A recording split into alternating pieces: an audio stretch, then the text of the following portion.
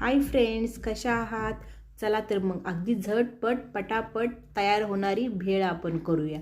इथे मी मुरमुरे घेतलेले आहेत, फरसाण घेतलेले आहे, थोडासा कांदा, टोमॅटो, कोथिंबीर हे सगळं टाकून घ्या।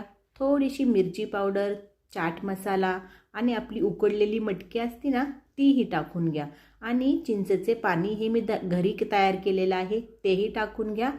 लिंबू पिळून घ्या आणि आता मिक्स करून घ्या। मिक्स मिक्स मिक्स करून घ्या, छान मिक्स करून घ्या एकसारखं। हे पहा होती का नाही अगदी झटपट तयार आपली भेळ। अहो मॅगीला तरी वेळ लागतो हो, पण अशी भेळ करायला अजिबात वेळ लागत नाही।